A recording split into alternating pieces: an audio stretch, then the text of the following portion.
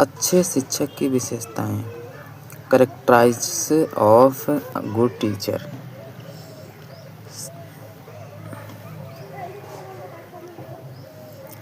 शिक्षक को विषय संबंधित ज्ञान होना चाहिए। जो शिक्षक है उसे अपने विषय में अच्छे से ज्ञान होना चाहिए, पहला पॉइंट। दूसरा पॉइंट, शिक्षक का उद्देश्य स्पष्ट होना चाहिए। उसका उद्देश्य स्पष्ट होना चाहिए कि मुझे क्या पढ़ाना है और क्या पढ़ाना है और कैसे पढ़ाना है, ये स्पष्ट होना चाहिए।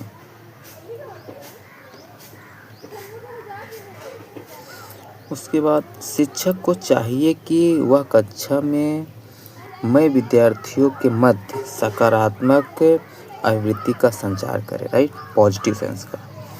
कक्षा के वातावरण को ऊर्जा वहाँ बनाए रखे, ठीक है। कक्षा का कार्य करने वाले विद्यार्थियों की प्रशंसा करे और उपयुक्त अवसर पर पुनरावृत्ति नहीं करे।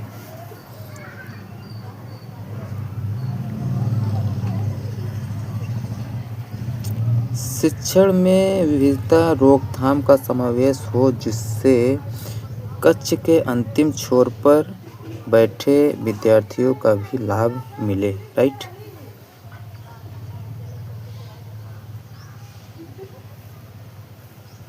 विद्यार्थियों के अध्ययन संबंधी समस्याओं को समझकर उनका दूर करने का प्रयास करें। विद्यार्थियों में वे अध्यापक अधिक लोकप्रिय होते हैं जो उसकी समस्याओं का समाधान करते हैं।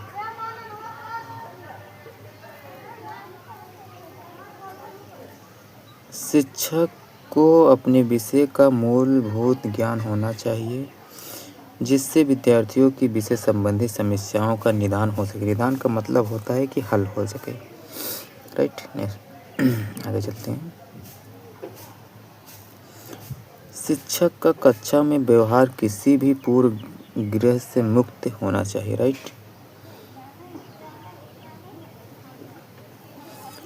शिक्षक का अपने विद्यार्थियों पर पूर्ण विश्वास होना चाहिए। शिक्षकों में संवेदनशीलता का गुण होना चाहिए, साथ ही वे अनुशासन प्रिय हो।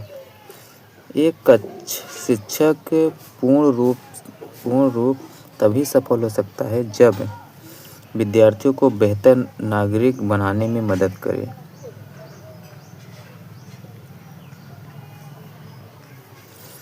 शिक्षक का संप्रेषण कौशल उत्तम होना चाहिए। एक अच्छा शिक्षक समय व पाबंद होना चाहिए। कक्षा में जो शिक्षक है उसे पाबंद होना चाहिए, समय पर उपलब्ध होना चाहिए, समय पर पढ़ाना चाहिए, राइट। शिक्षक विद्यार्थी संबंध संवादपूर्ण और सम्मानपूर्ण होना चाहिए। संवाद का मतलब कम्युनिकेशन, बातचीत सही से होना चाहिए, सम्मानपूर्ण होना चाहिए, राइट। शिक्षक को अपने अध्यापन में शिक्षण सहायक सामग्री का प्रयोग करना चाहिए। पढ़ाते समय कोई सामग्री उठाकर उसे समझाने के लिए करना चाहिए। शिक्षण विधियाँ, टीचिंग मेथड। शिक्षक द्वारा शिक्षक कार्य करते समय कक्षा में पाठ वस्तु को बोधगम्य में बनाने हेतु, साथ ही विद्यार्थियों को सर्वोत्तम शिक्षा देने हेतु विधियों का प्रयोग किया जाता है। उन्हें शिक्षण विधियाँ कहते हैं।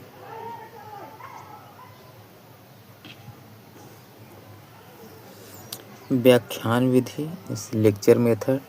व्याख्यान प्रदर्शन विधि, लेक्चर डेमो मेथड। ऐतिहासिक विधि, हिस्टोरिकल मेथड। शिक्षक केंद्रित विधि। शिक्षक केंद्रित विधि को अनुदेशात्मक विधि भी कहा जाता है। इस विधि के अंतर्गत कक्षा का वातावरण पूर्ण रूप से औपचारिक कठोर होता है। विद्यार्थियों के मन कई सवाल उठते हैं, उनमें से कई जवाब मिलते हैं और कई के जवाब नहीं मिलते हैं, क्योंकि शिक्षक केंद्रीय विधि में निर्धारण या निर्णय लेने का अधिकार केवल शिक्षक के पास होता है।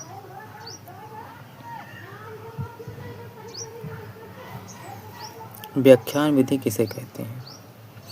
शिक्षा केंद्रीय की विधियों के अंतर्गत व्याख्यान विधि को माना जाता है। व्याख्यान विधि का स्वाभाविक उपयोग गुरुकुल शिक्षण पद्धति में किया जाता है, जहाँ पर शिक्षण अर्थात गुरु अपने शिष्यों को अनेक कहानियों के माध्यम से समझाने का प्रयास करता है। किसी विधि को मौखिक शिक्षा विधि कहा जाता है।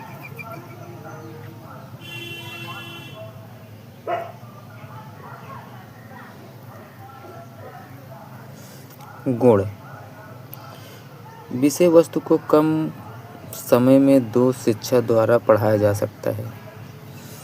प्रभावशाली व आकर्षक शिक्षा विधि। मितव्ययी विधि, कम लागत में विद्यार्थीगण अत्यधिक लाभान्वित। प्रेरणात्मक विधि।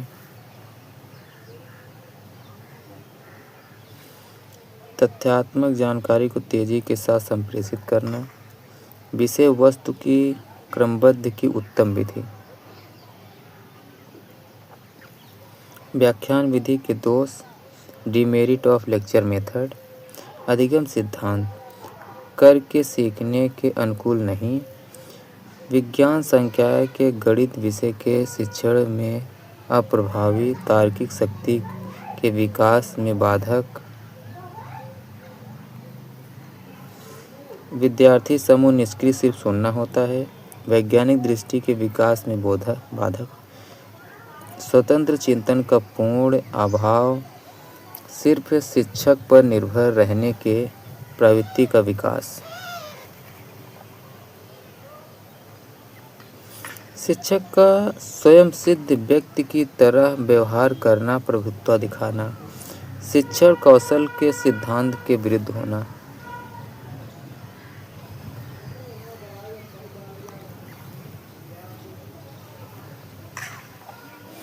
इस विधि में शिक्षक को देने के साथ साथ अपने व्याख्यान को बहुआयामी आधार देने हेतु प्रयोग प्रदर्शन प्रभावी ढंग से प्रभावित करना पड़ता है।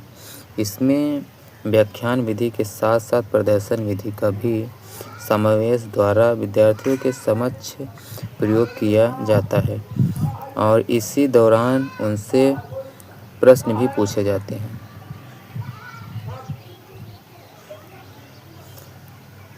प्रदर्शन कार्य शिक्षक द्वारा भली भांति अभ्यास करके वह सुनियोजन ढंग से किए जाने पर सर्वश्रेष्ठ शिक्षण